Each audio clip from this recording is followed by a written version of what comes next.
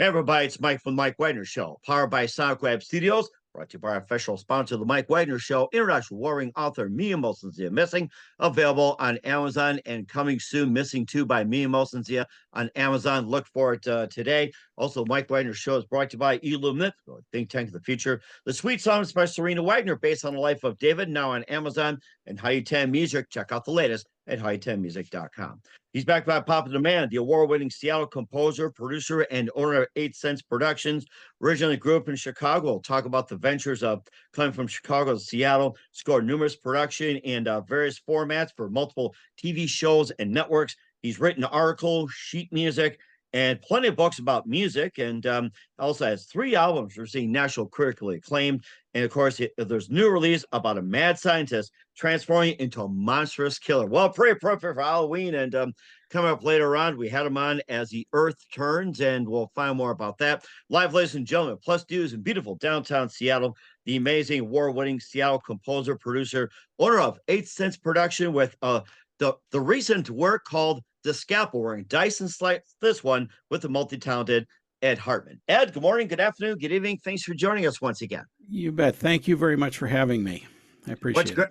What's great to have you back as well, too, is your award-winning Seattle composer, producer, and owner of 8 Cents Production. You scored numerous production in various formats, multiple TV shows, networks, and more. You've written numerous articles, sheet music, and books about the music, and 3 albums that got critical acclaim. We had you on last with The Earth Turns, got 100 fests and 100 awards, and nominated 29 for a score as well. We'll be talking about The Scalpel as well. We're going to dice and slice that one. And before getting on it, Ed, once again, very quickly, tell us how I got started. Well, a long time ago. Quickly. Yeah, okay. I mean, I've been writing music all my life, or at least since high school, electronic music. And I moved out to Seattle. I started to compose, classical, regular orchestral music, things like that. And I've always been a jazz and Latin music musician as a performer, and I've been writing music for that too. I think the most interesting thing about it is when I was growing up, I was using Super 8 cameras, and I made a decision going to college. I thought about doing film, and I would have gone to Cal Arts in LA, but I was pretty heavy into music at that point through high school, so I decided to go into music.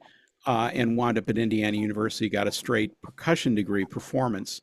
But I was always writing music, and occasionally, like for recital pieces, I'd write my own music, even if my professors weren't that crazy about me doing that. So they like to keep you as a performer, Anyway, moved out to Seattle. One thing I did was created a Opus 1 concert series that went on for 5 or 6 years, and it brought in composers from all over the place, from amateurs up to professionals, college professors. It was a really interesting thing. And that just really brought me into the composing community fairly seriously. Over the next couple of decades, I did do a lot of performing, and my composing was generally for my jazz groups and things like that. And all along, I'd been writing things here and there. When I got into writing for sync, or writing music that could be licensed for film and TV, I found myself really wanting to write a wide variety of music.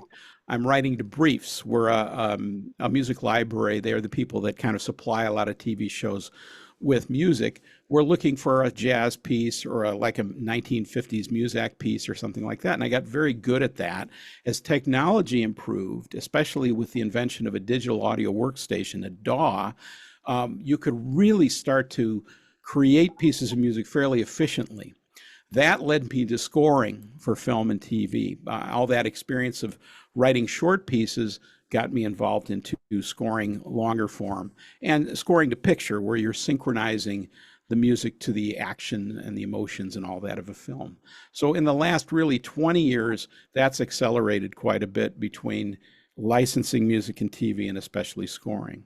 Mm-hmm. And then most recently, I'm into producing. That's another step. Mm-hmm. And what was that point that you got into producing that you started with? You had As Your Turns, we'll talk about that. You also did It Gets You in Your Blood, The Filmmaker, more. At what point you started doing that as well, too, especially discovery of a 19-year-old filmmaker in his infancy that actually started indie filmmaking?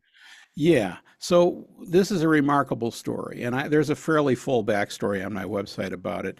But basically, as the Earth turns, and all of these projects started off on a chat board called Classic Horror Film Board, and some very, very sharp people on that, really enthusiasts of horror movies and things like that. They discovered a video made by a company called Something Weird, which is actually based in Seattle, and I'll hold this up for those that are watching. And I don't know if you can see it. It tends to get blocked off. Anyway, it's called, Maybe bring up a little closer for our viewers. which way I'm going here? It's got to Let's be see. in a certain Oh, way. you disappeared magically. Oh my gosh, I think we're seeing Yeah. a ghost here. Anyway, I'll read it. It's Monsters Crash the Pajama Party. Okay, so it's kind of a weird Halloween. It was originally a videotape, but then it became a DVD, and it's one of those things where you had layers and you could discover things in it. Pretty ridiculous. But there was a couple of film clips in there, some fragments with some bad music in it. Anyway, a couple of these guys on the chat board decided, well, who did these movies? And they started really working at this, and they figured out it was this guy named Richard Lyford, and that was based on a lot of research because he had written about these things, an American cinematographer, and these were very, very smart folks. Anyway, they wound up eventually connecting with the great niece of Richard Lyford, who's living in Seattle. Mm. Now, in 2017, I was working with her as a percussion teacher, and she saw me composing for music for film, and she said, "Hey, this is interesting. I have this film estate of my great uncle." And she had all these 60 millimeter films, and she started to digitize them all for archive. And then she said one of them is this film that we don't know a whole lot about, but it's As the Earth Turns. And so I looked at it, and she says, "Is this something you're interested in scoring?" I said, "Sure, this is a great idea. It's a silent film, which means there's no dialogue that you have to battle with. That's kind of neat. But it's also terrifying because the filmmaker, he died in 1985. So I don't know what he would have wanted. I mean, when I'm working with a director, I can at least ask them, what kind of music do you like? And after 7 tries on one scene, they may say, do another 50 and we'll talk. So, but in general, again, this was also a free, I had total freedom in a way. She wanted me to just, enjoy this. And so I did, and I came up with something interesting. Meanwhile, while we're doing this, we discovered more film. And we originally had about 30 minutes, but then through more of checking out the digital stuff, I started to become an editor and started to edit a 45-minute full piece on this whole thing. Anyway, that thing got done in 2019. Wow. And was in, I don't know, 100 and God knows how many film festivals, or two, I don't know what it was. And it's won numerous awards, same sort of thing. You can see the posters behind me. If you go to the website, there's tons of stuff there. Anyway, and we went to a bunch of them all over the country on this, and it was really fun to do.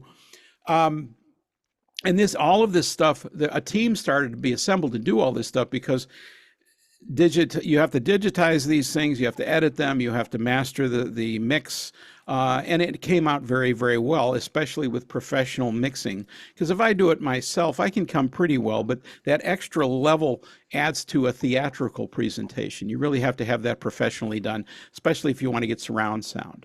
So seeing these things in a big theater like the TCL Chinese Theater in LA is an experience in itself, So anyway, so that all got done, and that production wound up getting distributed by a company called Indie Rights, and it's on Amazon to this day, plus YouTube TV and Tubi, maybe a few others as well. Anyway, I also was able to negotiate with Turner Classic Movies on one of my trips to LA on screenings. I got to know one of the programmers there, and he was very interested in this. And so it was on Turner Classic Movies twice, once on Halloween, this is in 2021, I think, and then once as a sci-fi festival that they did one night. And it was next to Metropolis and the Time Machine and stuff. So here you have this crazy film, which is the 9th film by an amateur filmmaker in Seattle that he did when he was 20. Okay.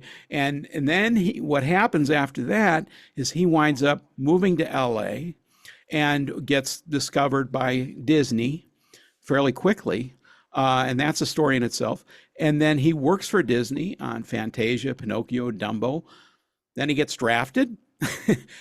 And then what happens to him? Well, I do know exactly what happened to him. I've been studying his life for 5, 7 years now. But he doesn't really get back into narrative filmmaking that much. And that's a story in itself. And that's what the documentary that I did, a short doc in 2021, It Gets in Your Blood, was kind of a 15-minute quick. I really did a support for As the Earth Turns, because As the Earth Turns is also a DVD, and it has the documentary plus a fragment from the Scalpel, which was in that DVD from Something Weird. Okay. Plus one other. I was going to ask you about the As the Earth Turns as well, too, that Yes. you stretch it about 30, 45 minutes or whatever. 45 minutes. Is that, how do you manage how many fragments were in there and how many fragments were you able to put together, and how were you able to stretch all that, and how were you able to fill in the missing gaps? You have these fragments of this and that. How do you manage to put them together? How do you manage to fill and everything like that? I mean, so fragments, it's like, that was not that fragmented. So I had about a 30-minute film that was fairly together, but there was an interesting skip in it. And I was like, when I started to watch it, I'm like, what happened? I don't, and then we found kind of a missing piece, plus maybe one or two other small fragments as well. So it wasn't that hard, but I had to make a pretty tough choice to make sure I did it right. Now, the twist on that one was we were showing it at the Seattle International Film Festival, one of the top film festivals in the world. And they were very interested in this stuff, and they still are. And in the audience was one of the actors' families. Alan Holting was one of the male actors in the film. And they announced to me while I was on stage doing Q&A that they had another version of the film. Oh, really? Oh, my God. Anyway, and we got a hold of it. And I was able, it actually confirmed my edits. Because up to that point, I thought it was correct, but I really didn't know, except for a minute right at a critical moment that was not in the version I had. For whatever reason, Richard had edited stuff for play. I don't know what he was doing, but again, the versions we have were not complete. And the interesting thing about that minute, which is on the DVD, I didn't add it to the film because we'd already scored it by then. It would have screwed up the whole synchronization. But I did put it in there kind of as an interesting what if. So that if somebody watches it, they go, well, if you were, because I think he pulled it off because he took it out of the scene because it was a little different. It was filmed a little differently. And I think he thought, well, I don't think we need it. But it's a very interesting, important scene. It's kind of like, Citizen Kane, and you're wondering about Rosebud, and maybe the scene with Rosebud in the beginning's not there, something like that. Yeah, kind of one of those. But it's yeah. So there's a whole lot of stories like this about all these films. And As the Earth Turns itself is a phenomenal film. I mean, it's a wonderful sci-fi film. It was actually loosely based on a 1915 novel, The Man Who Rocked the Earth or something. And I remember that. I think I saw that. The Man Who Rocked the Earth, Ruled the Earth, or something like that. Well, it was a book. That was a book. It was never, and he had used it. He was an amateur filmmaker at that time. He probably couldn't have made that film anyway because he would have been, accused of copyright or something. He rewrote it so much to make it visually, realistic, because I think that book was much more of a scientific sort of a thing, a what if. But Lyford made it a very fun movie, and it's about this crazy madman scientist, Pax, which means peace in Latin, who's decided that the Earthlings are no longer taking care of the planet, and so he's going to take care of it for him. Anyway, but it has a twist. By the end, you're kind of feeling sympathetic toward him, which is pretty amazing considering God knows how many people he probably killed over that time. He's like Dr. Evil. And that film really harkens back to an awful lot of sci-fi films itself. And Lyford really was a fan of all sorts of movies as growing up as a kid, like Dracula and Metropolis and films like that. Frankenstein. You can see that in his films. There's another one I thought of too. It's like Potemkin, which is like similar to that as well too. And that was in Russia. It was like an old 1920s film. Yeah, if I remember that, Potemkin. Yeah, and he, and he loved classical music, and so I was concerned about am I choosing the right music for these things, because I really didn't know. And the twist about that is about halfway through scoring As the Earth Turns, we found out that Richard had been playing around with dual record players synchronized to a 60 millimeter projector. He also had a projection room, a theater in his basement. The Oriental Theater was what he called it. It had 50 seats. I've been to that Wow. house. It's a wonderful house. The family that runs it, owns it.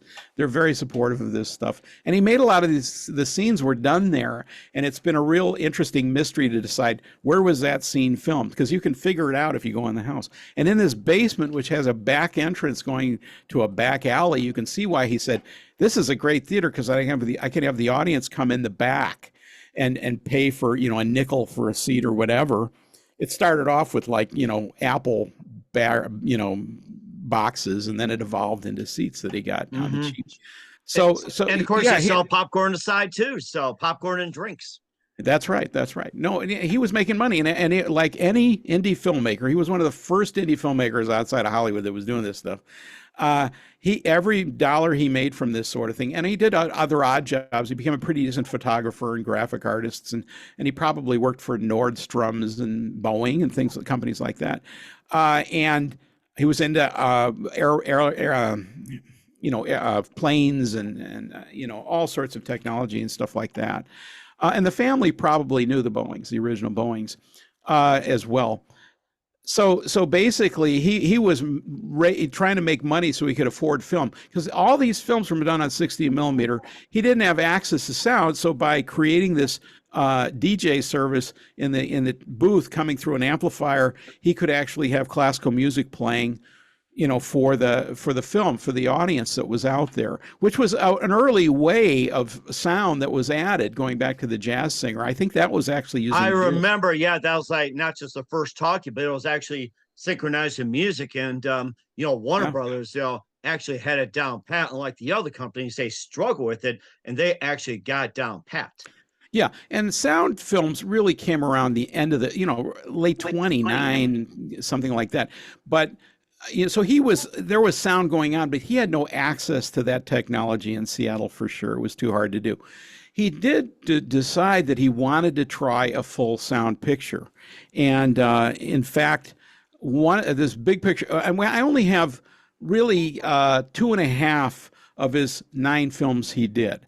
As the Earth Turns, to Scalpel, which is now full, and then it was only a fragment when I started, and then Ritual of the Dead, which is a mummy film, and that's a fragment still that was on the original DVD from the Halloween video.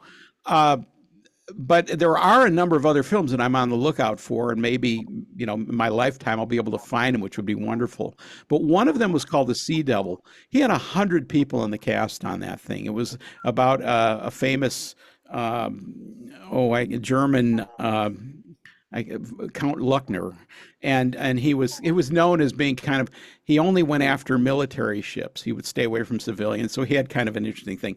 And I think it was originally a story going back into tall ships and stuff like that. But he made it updated it with submarines because he thought that would be more fun. Anyway, I don't have that film, but that film, he had decided that he wanted to make it completely a sound. So he even had a trailer he created saying the first all-talkie film from Richard H. Lyford Productions or whatever. And so it came to, again, he wrote about all this stuff. It came to premiering this thing, and he ran out of time. He Oh, wasn't able to record the dialogue and the music onto an acetate record. So what they wound up doing was in the booth, they yelled out the dialogue and did the sound effects from the like booth. or Yeah, and or boink. the audience bought it. They came back going, "Hey, what kind of tech did you use for that?" So it was hilarious. And you're thinking, I want to see this, right? Well, I wrote a screenplay about this in the last few years too. I want to see that on film. I want to see his first story of the first 20 years, and I have that worked out, of going through these films and working his way through, because the stories are hilarious. And Hmm. I talk about him a little bit on the documentary, his younger years. When eventually, after the war, he's done military films and things like that. He winds up doing commercial movies for General Electric, things like that, and then eventually does a little more stuff for Disney. But he never really gets back to heavy narrative filmmaking. He does an Arabian film at some point that really didn't do well. Although Jimmy Carter watched it in the White House to prepare for the Mideast, and he got heavily involved in that with the Mideast talks. Oh, So yeah, I remember that. Uh-huh. yeah, yeah. So with Richard Lyford, he's a very interesting character. He's kind of been involved with a lot of people out there that have pretty historical aspects to him, even though he isn't necessarily the one, but he was kind of a behind the scenes guy. I would have loved to have seen him do more acting and done narrative film, but I think because he went to war, he kind of missed the boat as a lot of people came back, new generations had taken over. It was hard for them to do it. He was also an independent guy, and as much as Disney was probably a lot of fun, I don't think he would have survived long in there because he would have wanted to do his own stuff. Mhm. So he goes back really to the East Coast and develops his own production company there. Mhm. And plus, he's also got some great works as well, too. Most notably, a Scalpel. Talk about that with Ed Hartman. But first, listen to the Mike Wagner Show at themikewagnershow.com. It's powered by SoundGrab Studios. Visit online at soundgrabstudios.com for all your needs. Look at a professional website without breaking budget. Sonic Web Studios is the answer. Sonic Web Studios offers fast, affordable custom web designs that blow the competition away. Call today, 1-800-303-3960. That's 1-800-303-3960. Or email to support@sonicwebstudios.com. Mention the Mike Wagner Show, get 20% off your first project. Sonic Web Studios, take your image to the next level. Also, time to give official shout out to our official sponsor of the Mike Wagner Show, international warring author Mia Molson-Zia. If you love fast-paced mysteries, you love Missing by Mia Molson-Zia, available on Amazon and paperback and ebook. Missing is fast-paced and intriguing with an unforgettable twist. Takes place in 4 countries, 2 strangers, 1 target, where truth is illusion and those that love be the first go missing. It's available on Amazon and paperback and ebook. Missing by Mia Molson-Zia has got great reviews. An Evil Evan endorsed by Howard celebrities, including Joanna Cassidy, Forrest Riley, and many others. So grab your copy today for Goes Missing by Mia Molson-Zia, available on Amazon. And coming soon, Missing 2 by Mia Molson-Zia. Double the fun, double suspense, double the action. Look for it on Amazon. Also, Mike Wagner Show is brought to you by Illumniptically, think tank of the future, bringing scientists and engineers together from all over the world, creating a method to construct a renewable generator. This unique product operates on a closed loop system, generating more energy internally than needs to function. The electricity can be used to run everything from homes, power grids, phones, and laptops. This power source is renewable, highly scalable, and most notably, self-regenerating. Visit facebook.com/Illumniptical. That's ELLUMENIPTICAL today. Also, Mike Wagner Show is brought to you by Sweet Psalmist by Serena Wagner, based on the life of King David, with 30 exquisite paintings and King David's Psalms. The Sweet Psalmist gives a new perspective on the life of David through the Psalms he wrote and his time as a shepherd where it started. His complicated and turbulent relationship with King Saul, and also story of love, betrayal, repentance, hope, and more. Check out The Sweet Psalmist by Serena Wagner on Amazon. Keyword Serena Wagner, Sweet Psalmist. Also brought to you by Hi-10 Music, featuring Laius Beebe comeback. Check out the latest at hi10music.com. Also, check out the Mike Wagner Show at themikewagnershow.com, 40 podcast platforms, heard 100 countries. Subscribe to us on YouTube, Spotify, BitChute, Rumble, Spreaker, iHeart, and more, and take us with you on any mobile device. And for great gift ideas, go to Amazon.com. Check out the Mike Wagner Show podcast, T-shirts, pop sockets, throw pillows, tote bags, hoodies, makes great gifts 24/7. Go to Amazon.com. Check out the Mike Wagner Show podcast. And if you're interested, email me to the Mike Wagner Show at gmail.com, or you can leave a comment in the video or audio section, and we'll get back to you. Also, check out the Mia Molson-Zia store on Amazon, featuring books like Missing, Once, Wrinkles, T-shirts, pop sockets, hoodies, and more. I'll support the Mike Wagner Show on Anchor FM, PayPal, and the MikeWagnerShow.com. We hear the amazing award-winning Seattle composer, producer, and owner of 8 Cents Productions, Ed Hartman, here on the Mike Wagner Show. And before we talk about the Scalpel, as we slice and dice our way through, and you cover some of the Richard Lyford movies, As the Earth Turns, Gets in Your Blood, The Filmmaker, and The Sea Devil. And what are some of the other films that you're interested in? And what's up next besides doing the Scalpel? And what are some of the films that are really hard to get a hold of? Well, okay.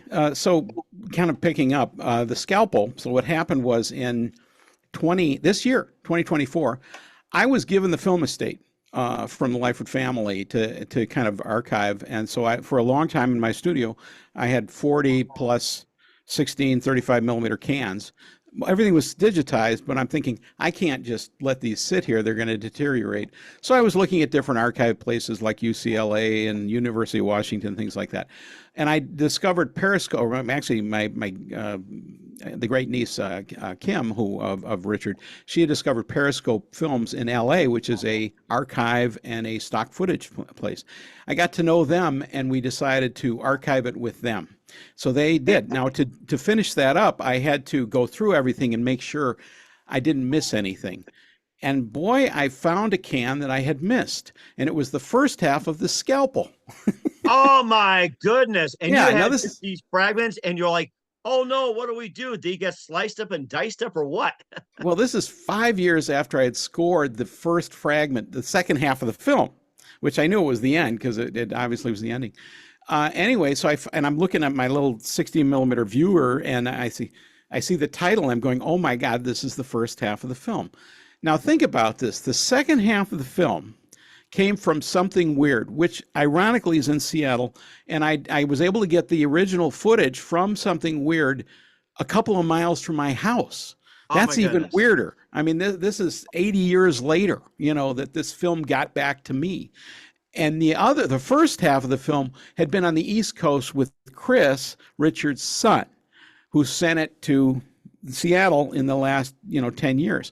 So half into these films, each half came from the opposite ends of the country to get unified. And they perfectly matched together. I mean, to the scene. Now, the first half was a little more grayed out. It wasn't as sharp as the second half. We were amazed how clean the first half was. I don't know why that was, but through our team that we built in Seattle, we were able to restore it, color correct it, and matched it perfectly to the second half. Now I could score the entire film. Well, I'd already scored the second half, so I decided I could score the whole thing, but I really liked what I had scored. So luckily I had kept the sheet music from my original session and decided I was going to work with that and create the first half of the score based on those themes. I can play you a second of this. This is what it sounds like. Absolutely. This is the main How about theme here.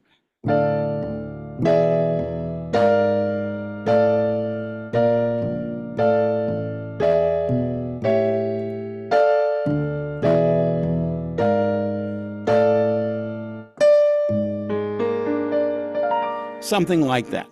Okay. And that was from the original part of the score, which is the second half. So anyway, it came out pretty well. And so this happened, in, boy, I don't know, March, we started to work on this. And again, we had to redigitize the first half because we didn't have that before. And it got digitized a few times, actually, until we did it frame by frame with a much more modern digitization process, and it was magnificent. And then I went ahead. We got the same person who actually had mixed the second half for me, and then we're able to master it at a big studio in Seattle, and it came out very, very well for theatrical presentation. So we decided, well, let's go ahead and do a festival run. Now, As the Earth Turns, again, was in over 100 festivals. At my little documentary, a similar amount of festivals as well. And then the filmmaker is a screenplay, so it has not been turned into a production yet. And since we started back in June, this film has been in 99 festivals so far, and it's really only started its film run. And I think 117 awards and nominations, and 33 of them are for music, which is really nice to see that. So it's done very well. It's a 20-minute film, 20-minute horror film. The thing about horror that I've discovered is in film festivals, horror is very, very popular. And I think the reason is, especially with young filmmakers, and Richard was a young filmmaker at this time, that horror is something they can do. It's really, if you think about it, comedy and drama are very hard to do, especially comedy. It's, to make something funny is not that easy to do. You really need great acting. It's all based on the timing and everything like that, the delivery. Yeah. I completely understand that. Yeah, and drama can fall flat. But horror, you can make a bad horror film, it's still fun to watch. And so this film has just getting tearing up the film festival, and people are seeing it and going, and they're saying the same thing they said about As the Earth Turns. Did you make this? And I'm like, no, no, no. This was made in 1936, a year before As the Earth Turns. This was like his 6th film out of 9. When he was 19 versus 20. And he did it. And I've learned some more about it recently, like yesterday. On my Facebook feed, all of a sudden, I don't know how, a scene from Dr. Jekyll and Mr. Hyde from 1931 starring Frederick March, which won an Academy Award not only for acting, but also for cinematography. And the particular scene is a transition when he transitions to the Jekyll and Hyde character, and he's kind of holding his thing, and his face is changing and stuff like that. I'm going, that looks familiar. By God, that had to be the inspiration for what Richard did. And one of the most startling images in his film, keep in mind, he's 19 and he's matching from about 5 years before an Academy Award winning film, quality of special effect. I mean, that's startling. Even if he's copying it, you have to be impressed. He's going to say, well, if I'm going to do this, I'm going to do it to this guy's level. And he worked it out through a lighting effect. It's not an animation or something. And when we were working with this, I was working with the editor locally, and we were trying to figure out how did he do that? And the gal I was working with, she says, yeah, I think that's a lighting thing. And she was dead on correct. And what I've discovered since is it was actually using color filters with the makeup. And as you change the color filters, the face actually evolves. Again, I'm learning this stuff now as well.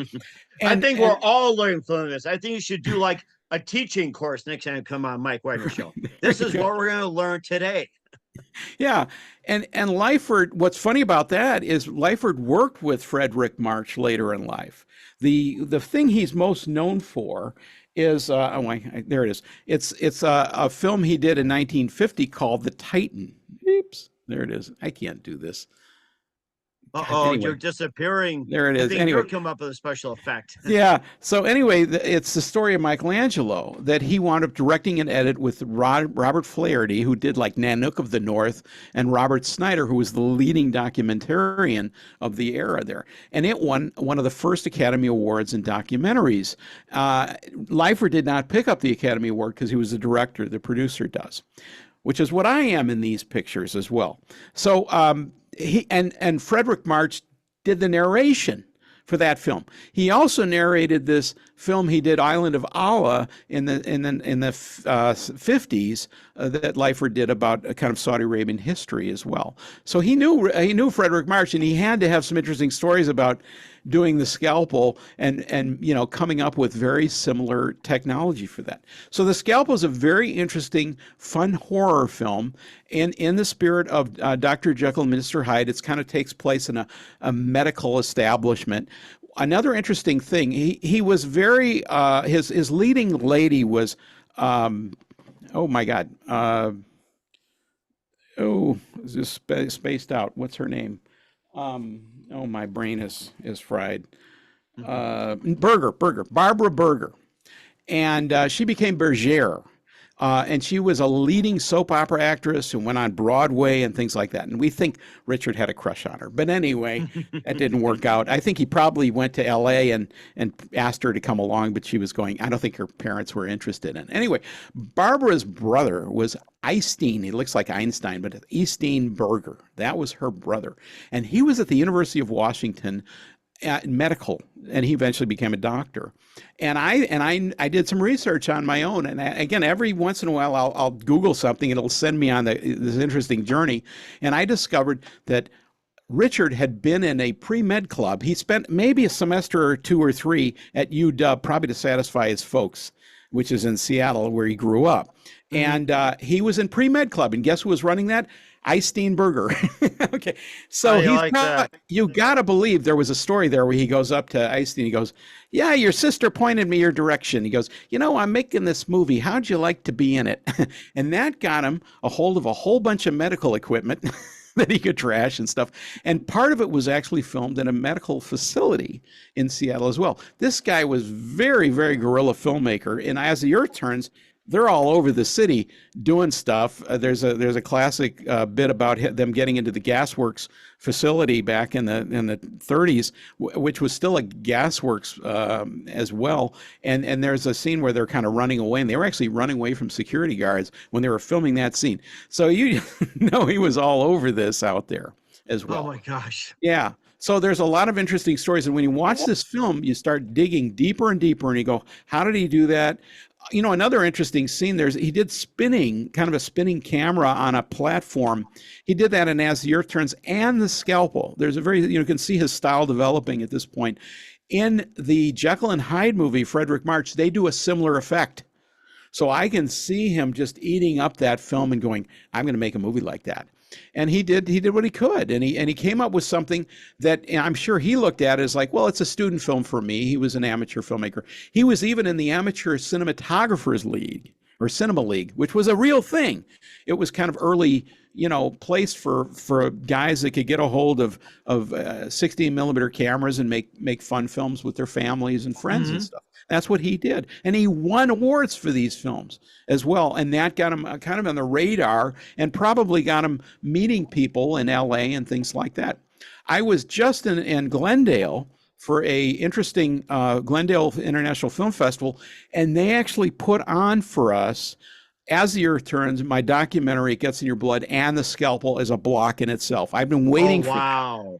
it. Wasn't just The Scalpel at another festival, which it's been doing very well at, but I was able to control the block, and it was wonderful to sit there and see all of it one after another, and you could really see the whole lineage of his cinema technique as well.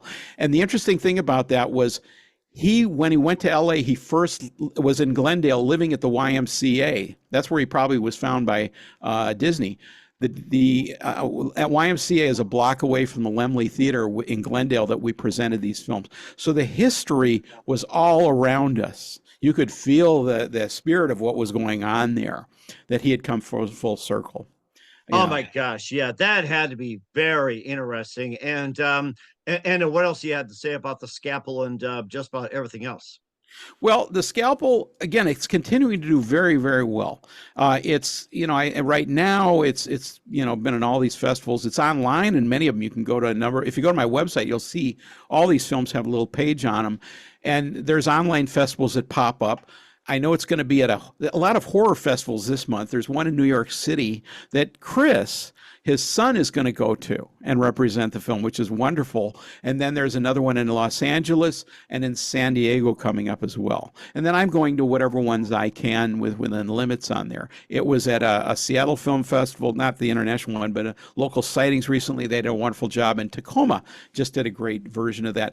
And the festivals really love these films. They're just amazed to see them, and it's such a fun thing to see in a festival format because you see all these modern digital films coming out, and then in the middle of it you see this crazy 1930s black and white film shot on 16 millimeter, and I'm just really enjoying watching, especially younger filmmakers in their 20s and 30s watching this thing and going, wow. And then they hear the backstory. Like, yeah, he didn't have an iPhone. He had to develop his own film. He was doing all this stuff analog. Very, very tough to do. And coming up, but having the same kind of problems that any filmmaker has had historically. One of the films he did that he writes about that I'd love to get a hold of, I think it was like, Adventure in the Night or something like that. And he describes it as because he ran out of time with As the Earth Turns before he was going to submit it to a festival, he decided, well, I'm not going to be able to get that done. So what can I do in the next few days? And he did a film in 48 hours where he played 5 parts. I don't have this film. And that was like the first 48-hour film, which is a huge thing around the world now that filmmakers do, where they put together a team and try and produce a film in 48 hours. So everything about what he does, as I learned about his life, foreshadows a lot of filmmaking. And again, you wonder, well, why don't we know about this guy? Why is he not Orson Welles? And he was almost the same era as Orson Welles. They're off by a year or two on one side, but they both died the same year. Well, I think, and they both had kind of teams of people they worked with, and they were involved in theater. Richard was in theater in high school, and that's where he met a lot of these people. And I think what happened was that because he went to Disney first, but especially when he got drafted, Disney handed him his drafting papers. Uh, that he kind of missed that. I think if that hadn't happened, we would probably know who this guy was. He'd probably had been working for MGM or who knows what by then, Mhm. you know. But yeah, go Right. ahead. Yeah. And of course, his legacy lives on and everything like that. I'd love to have you back on. And speaking of that, Ed, what else can we expect from you 2024 going into 2025? Well, I'm continuing with this film festival run in a big way. So just keeping track of these festivals is a full-time job. Awards come in daily. And then I continue to make tracks for film and TV and that sort of thing. I don't have any scoring projects right now, but that can happen at any time. Because I'm now producer, I'm in charge of my own projects. And that's a great thing to do because if you're working for a director or a producer, you're kind of at their mercy. And it can be a lot of fun to do. But when you're doing your own projects, you have complete control over this, not only creating the project, but also being able to deliver it to festivals and eventually distribution. And you get the best reward from it. So I'm enjoying that position. If I can create more of this sort of thing, I will. Right now, these are historical films, so there's a limited amount. But you never know what's coming down the pike. There are companies that specialize in this sort of thing with public domain footage, and I'd love to do more of that. Hmm. Silent films are great. The thing that makes silent films interesting is, again, you have no dialogue, you have to battle. So the music becomes everything. It's the sound design.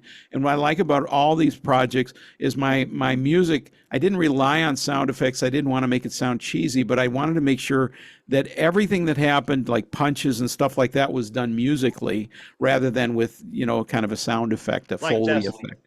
That's right. So I might have a crash cymbal or something like that. It's a little bit we call Mickey Mousing, which is kind of a Disney thing where you have Carl Stalling doing the scores, that kind of thing. Oh, yes. Carl Yeah, Stalling. I remember now. Yeah.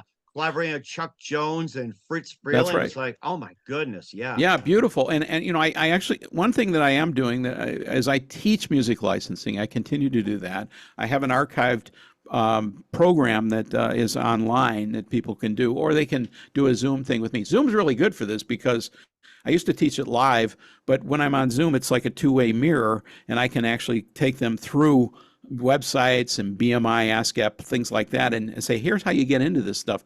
So it's a valuable tool to teach this sort of thing. For music teaching, it's not so good, especially percussion, as I learned during COVID, is that there's a half-second delay. So if I'm teaching something rhythmically, it's off. That doesn't help in Right. drumming.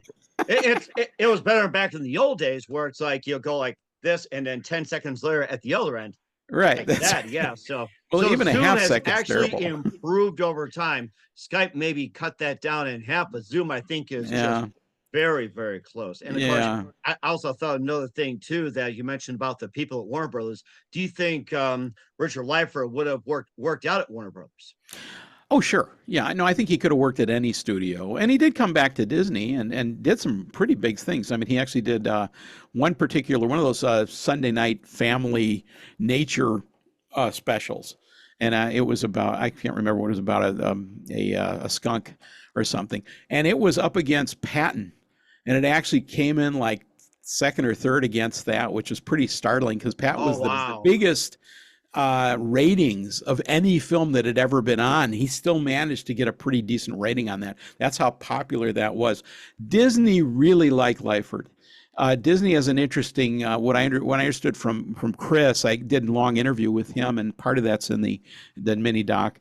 But he said to Chris, he said, that Richard could tell a story in 30 minutes better than almost any other filmmaker he'd ever met. And the stories he was talking about were he was doing these commercial and educational films, that ones that you might have seen in the 70s, 60s or 70s growing up. With a 60 millimeter film in your classroom, the Atom or something like that. And I have all those because we saved them from the digital restorations and things like that. One very interesting film he did was a film from the African film he did for the African Pavilion at the New York World's Fair in '64. It's a 10-minute film with Ossie Davis doing the narration. It Oh is wow. spectacular. 35 miller, beautiful color was brought back. And I'm just dying to get Turner Classics to put it in. It's a perfect little, short film they can put in. For whatever reason, they weren't interested. I'm like, how can you not want this? This is perfect for your programming. So I think Periscope will be, that company in LA will be a great place where this stuff becomes more accessible and maybe even be used for stock footage in the future. So his legacy may actually continue on in the future. I feel a big responsibility for it, that how I present his stuff, I'm trying to make it, and it's a difficult question because I'm working with his amateur stuff. And as much as it's fun and it's wonderful, the question becomes, would you want to have your high school stuff become your legacy or your professional career stuff? And I've answered that myself. There's a lot of my music I thought was really good that came from high school and college.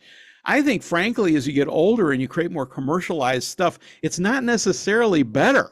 It may be technically better, but I think we lose some of that fresh creative idea that we have when we're younger. And I think these films are extraordinarily fresh, and they show that kind of, what the heck, man, I'm going to make a movie, and they're fascinating films. They're really fun to watch. So, and I know that Chris, talking to his dad, he said he would have loved to see this stuff do it. So I feel much better about that, knowing that I'm somehow not taking advantage of this situation.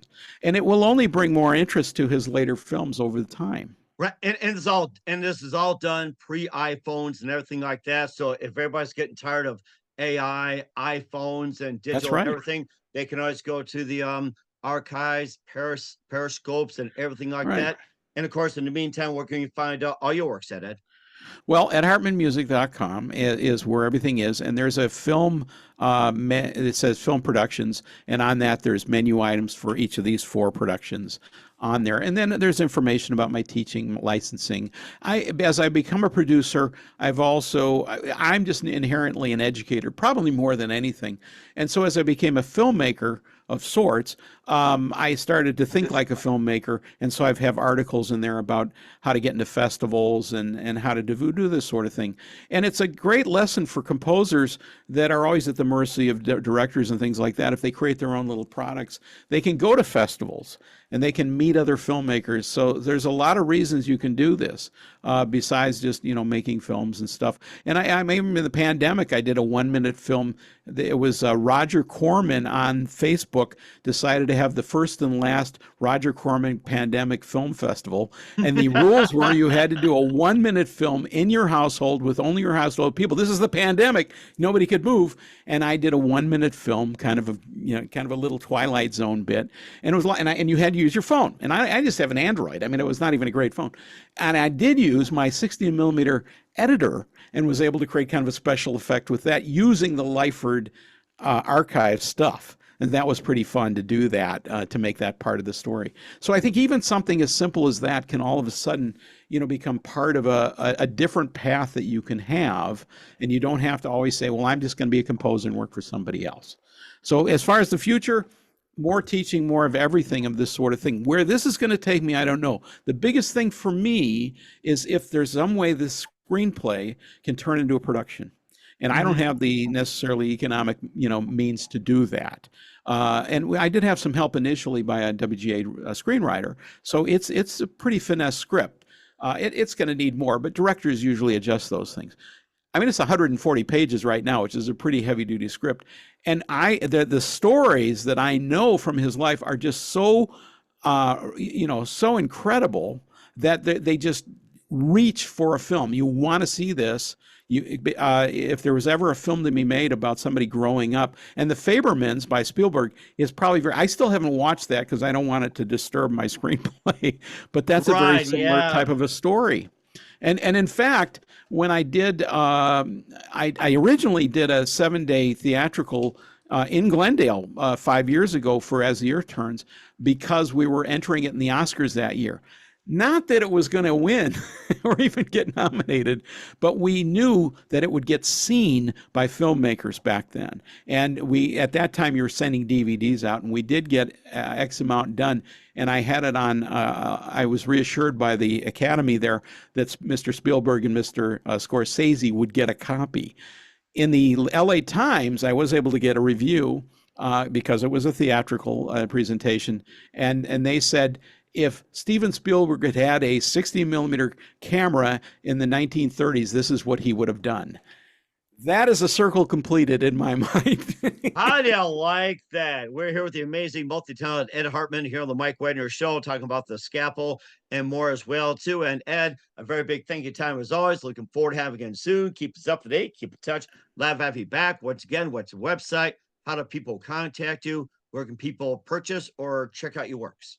Yeah, edhartmanmusic.com, and that'll take you to As the Earth Turns, which gets you to the DVD. Keep in mind the DVD does not have the complete Scalpel. If you do get the DVD that has that fragment on it, and you can get a hold of me, I will for sure send you a link to the full Scalpel so you can actually see what happened to it. Whether I'll be able to fix that DVD in the future, I don't know. And then and the documentary is really, that's on the DVD as well, so you can see it that way too. And then if people contact me, anything that they can't necessarily find, I can help them along with. And I have a lot of music on my website as well. That sounds great. We'll certainly check it out. Once again, Ed, a very big thank you for your time. You've been absolutely fantastic. Looking forward to having you again soon. Keep us up to date. Keep in touch. We'd love to have you back. We wish our best. Ed, you definitely have a great future ahead of you. You're welcome back anytime. Thank you very much. I appreciate it.